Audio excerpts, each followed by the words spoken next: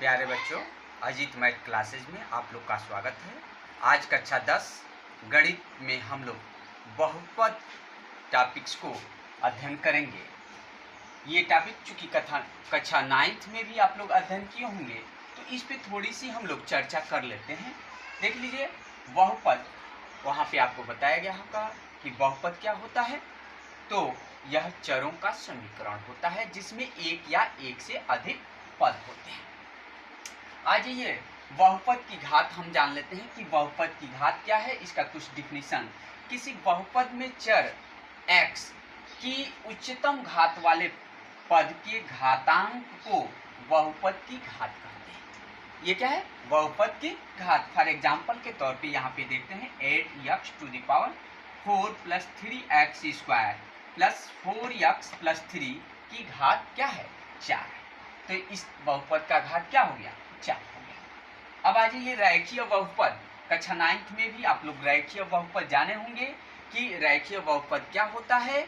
तो यदि एक घात वाला बहुपद होता है, मतलब जो हमारा बहुपद होगा उसमें चरों का घात 1 होगा, तो वह रैखिक बहुपद कहलाता है। फॉर एग्जाम्पल के तौर पे अगर हम देखना चाहें तो x प्लस 5 यह क्या है? रैखिक बहुपद है। कामा आप देख सकते हैं 2x प्लस 3 यह क्या है? रैखिक बहुपद है। यहाँ चर का घात क्या है? 1 है। द्विघात के बहुपद अर्थात इसमें चरों का घात क्या हो? 2 हो, अर्थात बहुपद का घात क्या होता है? 2 होता है, तो द्विघात बहुपद कहलाता है। फॉर एग्जाम्पल के तौर पे x स्क्वायर प्लस 2x और प्लस 1 लिख सकते हैं। यह 2 घात वाला बहुपद है। यहाँ पे 2 घात में अधिकतम कभी कभी पदों की संख्या भी पूछ ली जाती है, तो यह ध्यान देना है कि 2 घात वाले बहुपद में अधिकतम पदों की संख्या 3 होती है और 1 घात वाले बहुपद में अर्थात रेखीय बहुपद में पदों की संख्या अधिकतम 2 हो सकती है या 1 होगी। अधिकतम 2 होगी और न्यूनतम 1 हो सकती है। उसी प्रकार से त्रिघात वाले बहुपद में अर्थात बहुपद में चरों का घात 3 हो तो वह त्रिघातीय बहुपद कहलाएगा। फॉर एग्जाम्पल 3x³ भी लिख सकते हैं या 3x³ plus 2x square plus हो जाएगा x प्लस 5। ये आपका इसमें अधिकतम घात 3 है, तो यह 3 घात का बहुपद कहलाएगा और अधिकतम पदों की संख्या कितनी हो गई? 4। इसी प्रकार से चतुर्थ घातीय बहुपद को भी आप लोग परिभाषित कर सकते हैं कि वह बहुपद जिसमें चरों का घात 4 हो चतुर्थ घातीय बहुपद कहलाएगा और इसमें अधिकतम पदों की संख्या 5 होगी। आज ये बहुपदों का वर्गीकरण हम लोग देख लेते हैं। तो पदों की संख्या के आधार पर बहुपदों का निम्नवत वर्गीकरण किया जाता है। एक पदीय बहुपद जैसे 6x³ 2x स्क्वायर, इसमें पदों की संख्या 1 है, अतः एक पदीय बहुपद है। द्विपदीय बहुपद जिसमें पदों की संख्या 2 हो, तो 6x स्क्वायर प्लस 2x, इसमें 6x स्क्वायर एक पद है और 2x एक पद है, अर्थात यह द्विपदीय बहुपद है। इसी प्रकार से त्रिपदीय जिसमें 3 पद होते हैं वह त्रिपदीय बहुपद कहलाता है। अब आज ये अचर बहुपद, तो अचर बहुपद वे बहुपद होते हैं जिसमें चरों का घात क्या हो? चरों का घात 0 हो या उसमें चर हो ही ना। फॉर एग्जाम्पल के तौर पे हम देख लेते हैं 5, 3 यह क्या है? अचर बहुपद है। इसको हम चाहें तो इस रूप में लिख सकते हैं 5 × x टू द पावर 0।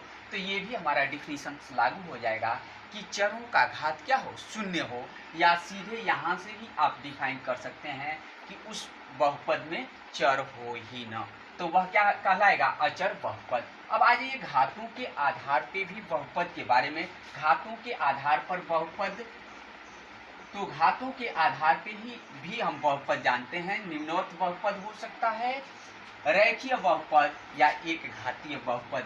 क्या? रैखिक बहुपद, जो कि शुरू में ही चर्चा किए हैं।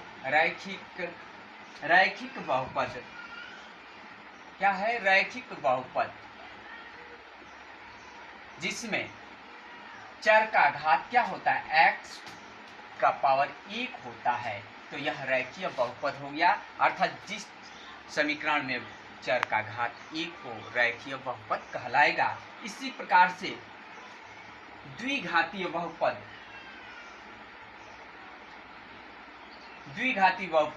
इसकी चर्चा पहले ही की जा चुकी है। द्विघातीय बहुपद, त्रिघातीय बहुपद, ये हमारे क्या घातों के आधार पे बहुपद के प्रकार हो गए। अब आ जाइए हम लोग बहुपदों का शून्यांक थोड़ा सा जान लेते हैं।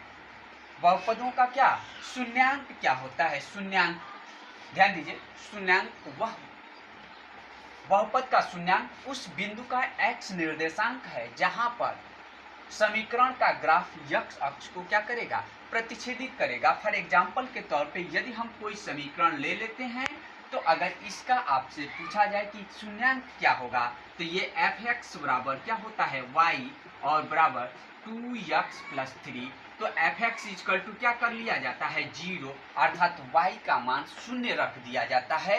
क्या किया जाता है? y का मान 0 रखा जाता है।